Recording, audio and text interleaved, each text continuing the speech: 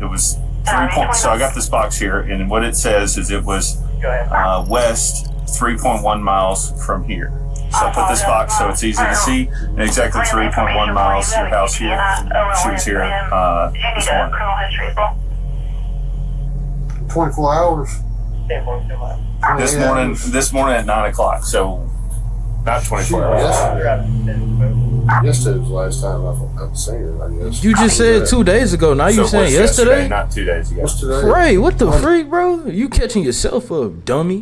These officers just found an abandoned car in the middle of the forest. They don't know it yet, but in a few minutes, this very car will lead them to the most horrifying discovery of their lives. Hey, look at this. This looks like a grave. Less than a mile away, under a pile of leaves, officers find a deceased, decomposing body of a missing mother. But in the days that follow this gruesome discovery, what starts as a search for one woman's killer quickly unravels into a decades-long trail of domestic crimes, dozens of victims, and a sadistic serial offender who's been slipping through the cracks for the past 20 years. She supposedly went out with somebody last night. Oh my goodness, her list is crazy. My mom, Her my list. nanny's 6 feet under. I pushed her down, fucking, I choked her out. It's Fraser. Yes, I was wondering if I can have a deputy come down and talk to me. My best friend is missing. The last communication was through text to her boss stating she was on her way to work. She never arrived, and then there's been some crazy text. Approximately 25 minutes after receiving this missing person's 911 call, a Montgomery County Sheriff's deputy is dispatched to speak with the caller regarding the disappearance of her friend, Crystal Hanna. Unknowingly, this officer is on the verge of uncovering a case that will unfold into one of the darkest investigations the town of Elliston has ever seen. So what's going on? Okay, so my best friend, she supposedly went out with somebody last night. So is your best friend Crystal? Yes. Okay, so that's Yes. your call. Alright. Yes. This morning, I get a phone call from her daughter. It was like, hey, have you heard from mom? And I was like, no. And she was like, we can't find her. She texted somebody at work and said that she was on her way to work This morning. this morning. Okay. And then she never arrived. Alright. The van's missing. No one can find the van, her mom's van that she was driving. Alright. So do you know like where she normally stays? Yeah, she's been staying down here, Callaway and Brake, like that house. What worries me is she has an abusive ex.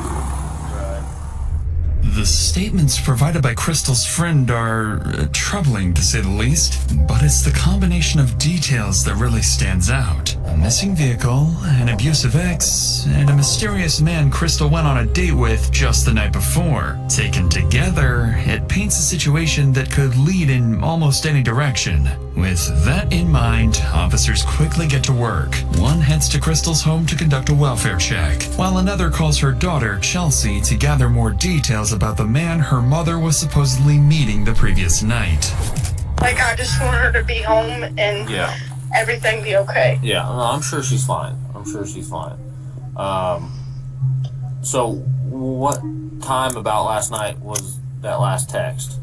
Okay, so about last night, she told me at 8:03, she said, love you, beautiful, and I said, love you, mom. She said, I'm probably going out, and then she told me where she would leave the key, and I said, with who? And she said, a guy named Matt. Don't say anything, because she didn't want me to let her ex know, because her ex is crazy, and she said, I may not have service. He lives on 12 o'clock knob.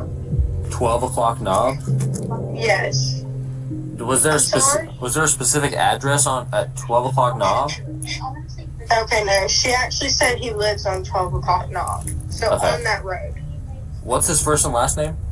His name is Matt, and I don't know if he goes by Matt or Matthew, but his name is Matt Thomas. And I would appreciate it, like, as soon as y'all find out something, and if you find her or find out anything about her, please call this number. Absolutely. Okay, will do.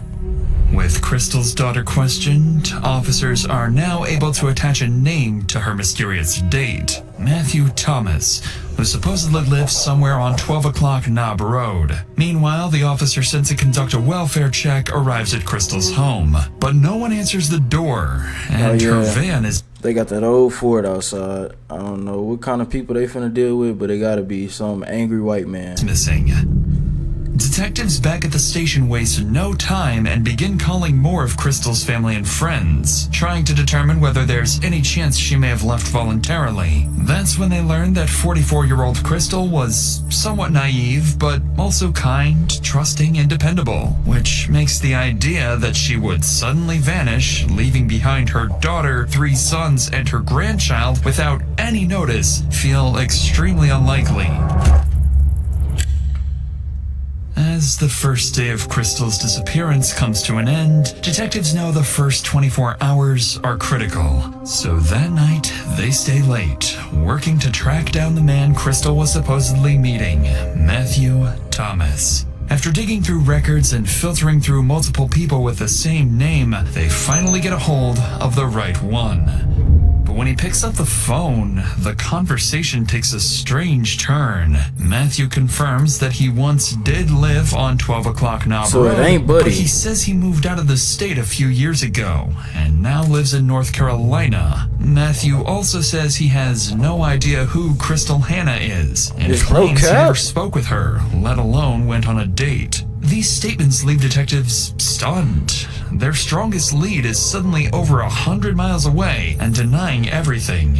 This doesn't sit right with the investigators. Somebody so while lying, they begin bro. verifying his alibi, they also start digging into the social media account Crystal had been texting, the one belonging to Matt Thomas. Oh, yeah, he Given capped. the urgency He of capped. the case, they file an emergency request for Facebook login records tied to the account. What they receive are IP addresses linked to every recorded login on the account, and none of these logins came back anywhere in the state of North Carolina. Instead, they all originate from the... You thought you was finna get off, buddy.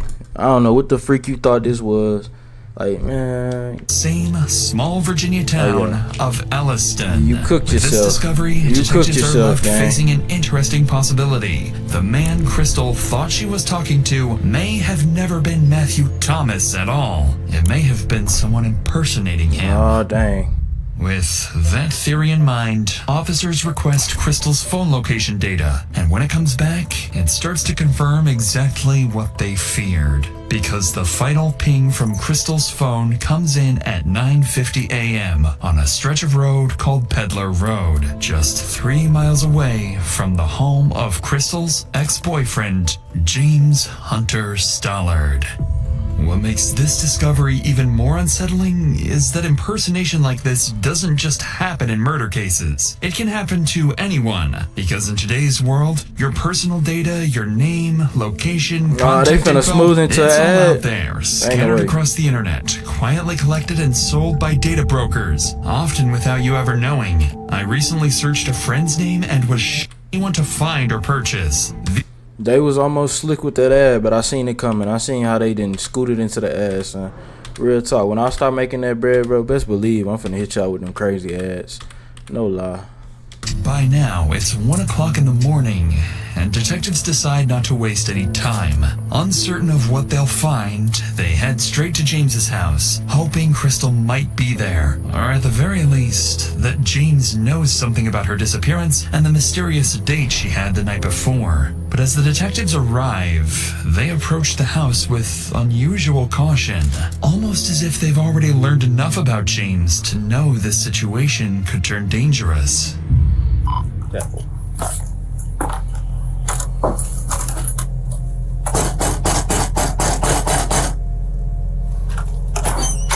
Hey, James. Yes, sir. Hey, it's Deputy Kuzma with Montgomery County Sheriff's Office. How you doing tonight? How you doing? Good. I'm Investigator Marshall. I'm coming out with him. I understand you had some patrol guys talk to you earlier today. Yes, sir. Is that about Crystal? Yes, sir. So we're taking this thing pretty serious, you know, because she's been it's not common for her to go off and be gone for any extended period of time when you guys were together, was it? What do you mean? Like, would she go off the grid and turn her phone off and Oh, yeah, she did all she would the do time. that? Okay. All right. Well, I understand. When's the last time you saw her? In 2 days. 2 days. Yeah. So Friday? What's today? Yeah, it gets screwy, and plus it's getting. Yeah. Well, we're at 1 o'clock now, I unfortunately. know you're doing it. Dang, that came Yeah, at 1 yeah, o'clock so, to this crap. So you thinking Friday or maybe before then? Friday. So does that sound right? Did she drive up She here? brought me some groceries with mom and her dad. And they met me at the end of the driveway when she went to kiss me. She kissed me. Okay. So I don't think she's talking to somebody else. I don't know. Did she ever give you any inclination where she might go or anything? Okay. All right. Well, I want to show you this real quick because I'm up front with everyone, okay?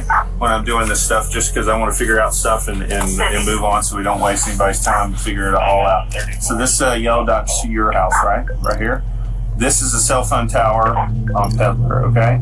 So I did an emergency ping on her cell phone, which is now, turned off. And she was here. It was 3 points. So I got this box here, and what it says is it was west 3.1 miles from here. So I put this box so it's easy to see, and exactly 3.1 miles to your house here. She was here this morning. 24 hours. This morning at 9 o'clock. So not 24 hours.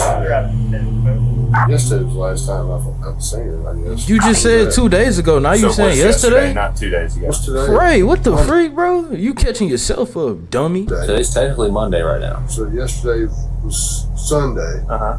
One of those days. Okay. Well, this is not 2 days ago. This is yet Sunday morning. Like, you get what I'm saying? It's not adding up. Yeah. Mm-hmm. I only got you. Because obviously she's not in any trouble. We're just trying to find. You're more welcome to come in, man.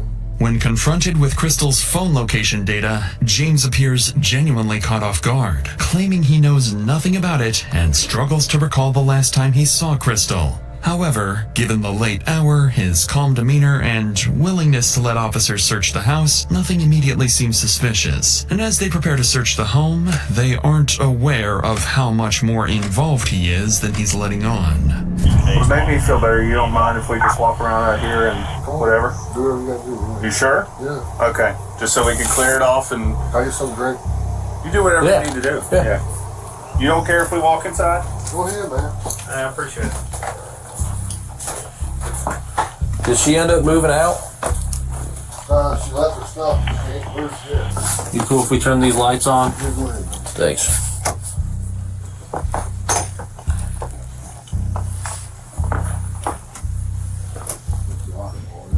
Yeah.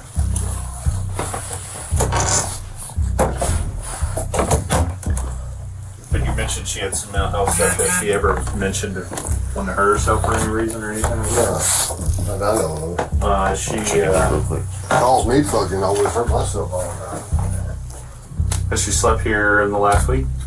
A couple days before she brought groceries, she came here for that reason. And she came a couple days ago for groceries, and then yesterday. What was yesterday's reason? I don't know. Okay, like you didn't see her. No, she must have just stopped and used her phone and took off. That's all I know. 'Cause I never seen her. Okay. I appreciate you being so cooperative with us and, letting us mark this place off and things like that. And all right. Thank you. Thanks, man. We'll see you next time. Thanks, you too. The search of the house doesn't reveal anything important, and James's questioning provides no immediate cause for concern. As the first day of Crystal's disappearance comes to an end, detectives leave empty-handed, heading into another night with no idea of where Crystal is. And while they don't know it yet, they're only a mile from uncovering the truth.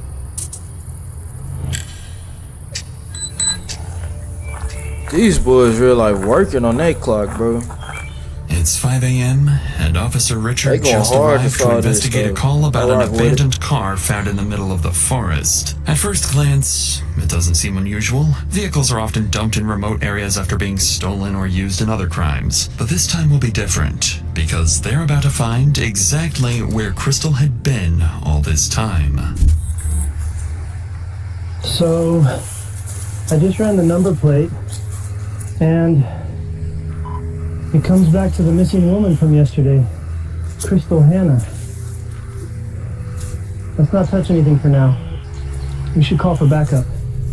Upon running the license plates of the car, officers realize this isn't just a simple case of an abandoned vehicle, because this very car belongs to no one else but to Crystal Hannah.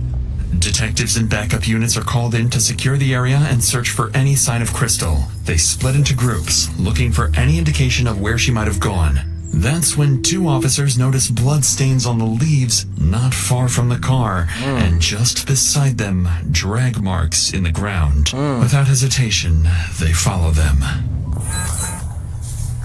Hey, look at this.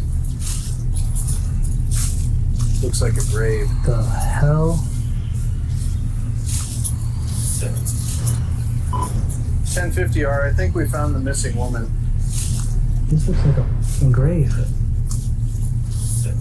Just 100 yards from Crystal's car, officers It stumble was upon her. something deeply unsettling.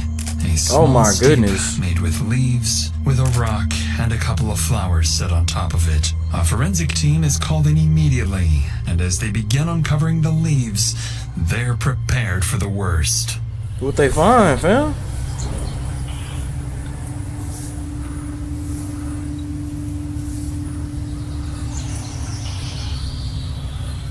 This is her. God, it's like she's decomposing already. Officers discover Crystal's body. It shows early signs of decomposition, with mold beginning to form.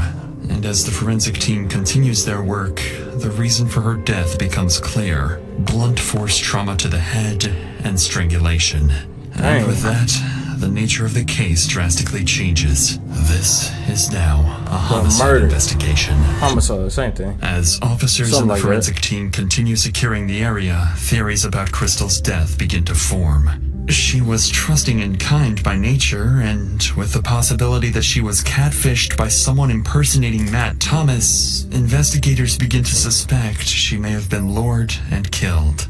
As officers work to collect evidence and secure the scene, a man arrives claiming to own the property where Crystal's body was discovered. At first, nothing seems out of the ordinary, but in reality, this man already knows the person responsible for Crystal's death. He just doesn't know it yet. Hey, bud. 30 name's Jim Jackson. Somebody out here with me. Yeah, it's my property. It's your property? Yeah. Okay, so it's an active crime scene right now. What's it, what do you mean? So I can't give any information right now. I can call Lieutenant from investigating it. I need to talk to somebody. I need to find out what's going on. Okay. Yeah, if you will, just stand up here with me. Okay, no problem. And what'd you say your name was, sir? My name's Skip Jackson. Deputy Wills. Nice to meet you, sir. Nice meeting you, sir. I appreciate everything you guys do. Yes, sir. The initial conversation with the property owner doesn't raise any suspicions, but unknowingly, detectives have just spoken to James's stepfather. This will soon give James an unexpected advantage, allowing him to adjust the way detectives see his involvement in Crystal's murder. But before any of that happens, the news about the dreadful discovery reaches Crystal's family. Even so, investigators still need to speak with Crystal's daughter and anyone who might have insight into who That's could crazy. want His Crystal dad dead. is helping him right now. So they arrange an interview with Crystal's devastated family, where they will soon learn of the threats Crystal and her family have been receiving for months. So, my name's Jeff. I'm an investigator. I've been working with Investigator Marshall. I talked to you last night. Yeah. So, I know you got a lot going on right now. I know you're incredibly upset and feel a big loss. So if you want to talk now and you feel like you can, that's fine. I feel it's necessary If to you get want it to out wait, the way that's now. fine. Or if you want to talk now and there's more later, that's fine too. So what can you tell us? I can tell you about how toxic he was and the things he did to my mom that could have led to the anger that possibly could have killed her. Okay. What type of things did you see? Did you know? There was multiple occasions, but he tried to play it off as like the good guy until I would leave. But there's pictures, and I was in the hospital for proof too, that he beat her So she was almost dead. Don't turn that crap off, man. She was barely breathing at the hospital. They had to put oxygen on her to help her breathe again. And she had bruises all over her body.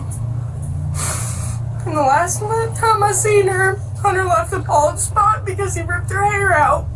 He chipped her teeth. He's physically put his hands on her and hit her face into the concrete. He's put his hands on me, trying to drag me out of the house. He's tried to destroy everything we have. He told my mom that he wishes she was dead multiple times in front of me. And it sounded very evil with it.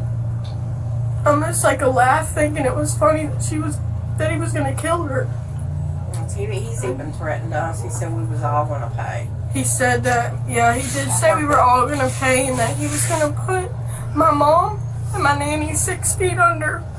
Talking about me and her. Yeah. Was that text My message? mom and my grandmother. I erased my text messages. But it was from text Yeah. messages?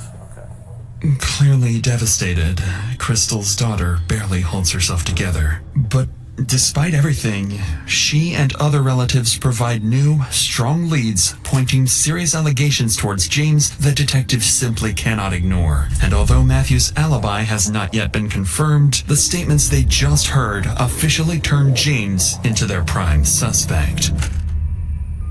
As the day goes on, officers prepare and gather evidence for James's arrest planned for the next day. But then around 5 a.m., they receive a strange call from James himself. David Hughes. Yeah, hey, what's going on, Howard? We talk Yeah, in person?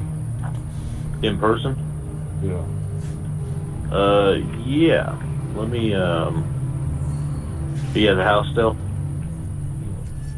Following finna James's confess? request, investigators rush to his house, already suspecting the reason behind it. With Crystal's body now discovered, James knows he's likely becoming one of the main suspects. So when he hears from his stepfather that the body has been found, he decides to solve the case in the most unexpected way. The freak broke out up his sleeve. What are you finna pull out, son? What's going on? What's up? Huh? Yeah. What's going on, man? Yeah, some Tell me what's weird going stuff, on. bro. What the freak? Well, I fucked up. Okay. She's Uh-huh. And you killed her. Yeah. I get you. and we got fucking arguing over the phone. Uh-huh. Started fucking beating on me. I started beating him back, and I fucked up. Okay. It's true. Okay. What'd you do? Yeah? That's alright. Just be honest with me. Talking foul, motherfuckers, dude. Uh-huh. Okay. I put a ring on the finger in January. Mm-hmm. I don't know. Okay. I couldn't get to her since Yeah. I could. Where's she at now? She's dead now. Out of nowhere, James confessed. Dang. Dead hurt since Yeah. I could. Where's she at now? She's dead now. He said it's so Out of cold though, like he don't nowhere, care that much. James confesses to killing Crystal. Whatever detectives were expecting to hear, it probably wasn't an outright confession, especially after he had successfully deceived them the day before. To investigators, it appears as if James's guilt and remorse have finally caught up to him, pushing him to confess to the murder. However, this will soon turn out to be a part of his new strategy, one meant to minimize the weight of his crime and gain empathy with a single goal: shifting blame and reducing his charges to the minimum, something investigators will soon discover he has managed to accomplish many times before. For now, though, James is detained and placed in the back of a patrol car before being transported to the local police department for a formal interrogation. But before questioning begins, the lead detective takes time to prepare. He finds out that James's history of domestic abuse dates as far back as 2004. Over the years, he's been involved in multiple cases involving girlfriends, including felonious assaults, aggravated malicious wounding, and repeated violent behavior. In 2013, James even assaulted his own mother during an argument over a chainsaw, calling her slurs before knocking her to the ground and forcing her face into the dirt. A few years later, he got into a confrontation with Crystal's daughter and managed to manipulate the situation so thoroughly that he was documented as the victim in the police report. Repeatedly facing only minor repercussions despite the severity of these incidents, it becomes clear that James is a skilled manipulator and that his relationships are defined by control and abuse. That impression only deepens when detectives speak with Crystal's co-workers, and it becomes clear that Crystal was no exception. By now, the detective understands exactly who he's dealing with. A highly manipulative, violent man with a documented history of abuse and a pattern of evading accountability. Basically what I'm doing, or what we're doing here, is just having a conversation with you to kind of figure out what happened. Sort of your explanation of how things went about. She came and she made love to me and loved on me and stuff, and then when I got her phone, she started acting fucking belligerent. Okay. Now, is this Saturday morning, or is this some other time, or? Yeah. Okay. And she started acting fucking belligerent, and I got on her fucking messenger, and she got fucking violent and shit. I got violent with her too, and it fucking ended up hurting. I ended up hurting her. I knew she'd be looking cheap on me.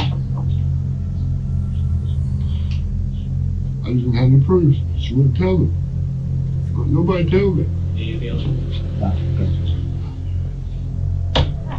And being with somebody for 10 years and finding out that they're messing around I put a ring on her finger in January, and she left for 2 fucking months, and come back, and then left, and come back, and left, and come back, and left, and she left her shit there. Like, her stuff's been in my house the whole time she's been gone. I've had nothing but her in my house. You know, I didn't even want to go in my house. Yeah. You know what I mean? I'm even fucking still standing. I fucking starved. I probably lost fucking 50 pounds since she fucking left. And the whole time she's just running around being a fucking whore. It's the worst fucking hurt I've ever had in my life, man. It's incredibly difficult. It's the worst fucking hurt I've ever had in my life. Because I loved her with everything I had in me. And it's like I was loving the fucking floor or something. I don't understand it. I done everything I could. I even put her name across the side of my fucking head. Just to get her to fucking... It's the worst fucking hurt in the world, man. What kind of relationship did y'all have most of the time? It was very toxic. But I ain't never loved somebody as much as I loved her, you know what I mean? I don't understand it. Like, she just said to do the worst shit. She hit me with a car.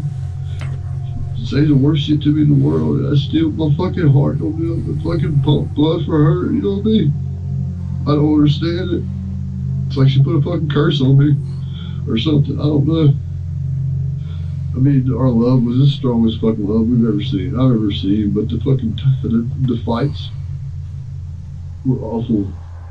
Just as detectives anticipated, James tries to cast himself as the victim, but unfortunately for him, detectives have already done their homework and know exactly who they're dealing with. So they stay calm and act understanding, because what matters most now is getting James to provide as many details as possible about the day of Crystal's death. However, while investigators prepared for more manipulation attempts, James is about to do the exact opposite.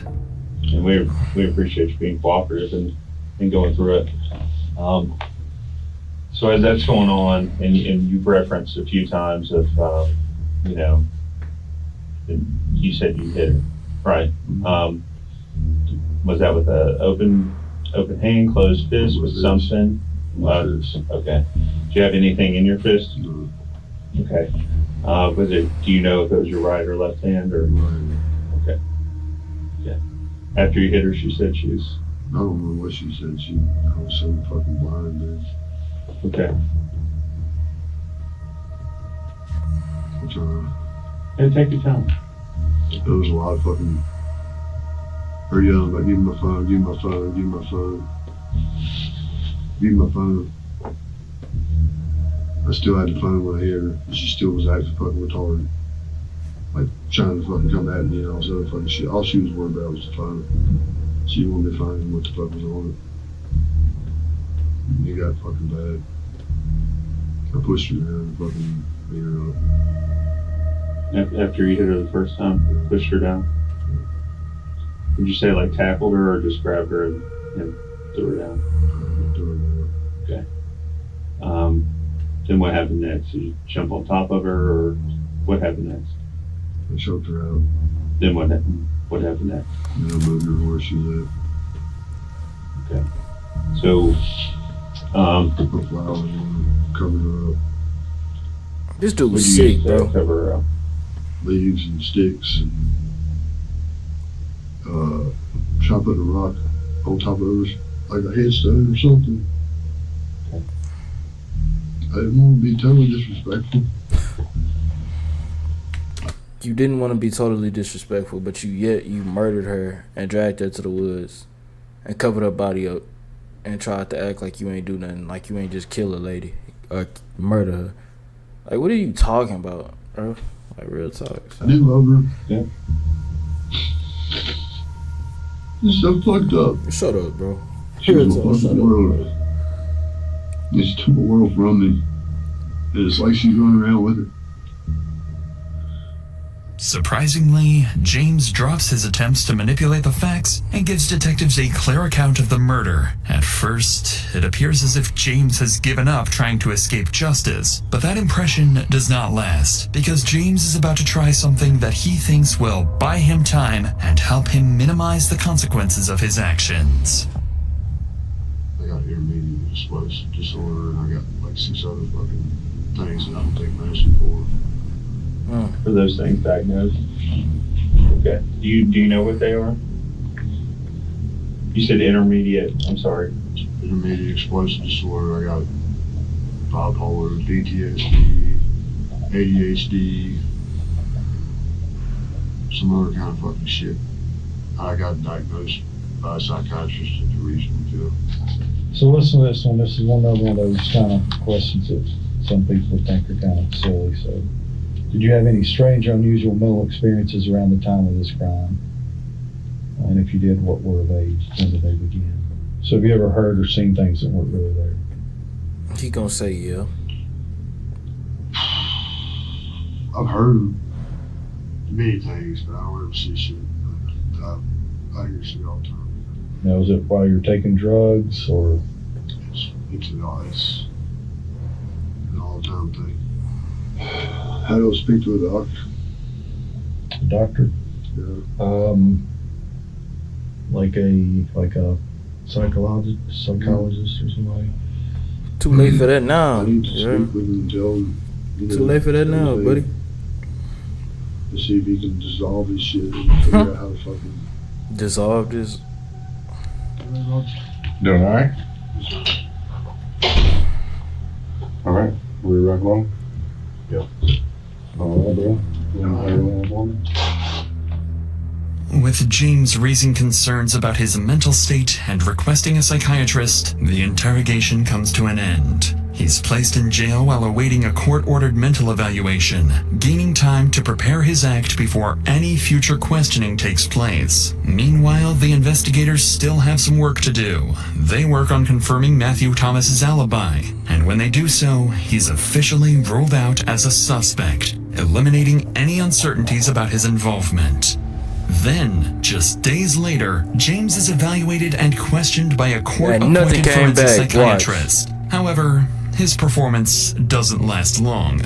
The evaluator finds no signs that James is mentally unfit to stand trial, concluding that he understands the charges against him and was fully aware of his actions during Crystal's murder. I wonder what they do to James's test you. final strategy fails, and the case continues to progress. Investigators try to determine whether James was the one impersonating Matt Thomas, but based on the available reports, it remains unclear. James, meanwhile, sticks to his claim that Crystal willingly came to his house at 1 a.m. and that no force was involved. The investigation concludes that Crystal was murdered around 9 a.m. on June 5th. After spending the night at James's house, she was getting ready for work when James took her phone and discovered messages with another man she had been talking to. From there, he lost his temper. The argument quickly escalated into a physical confrontation, during which James repeatedly struck Crystal and ultimately choked her after knocking her unconscious. Then, almost a year later, on August 18th, 2023, despite James's continued efforts to delay proceedings and deflect responsibility, he is convicted of second-degree murder and sentenced to life in prison. The boy got that life. If y'all made it all the way to the end, make sure y'all like, comment, subscribe. I post weekly. And yeah, alright, y'all.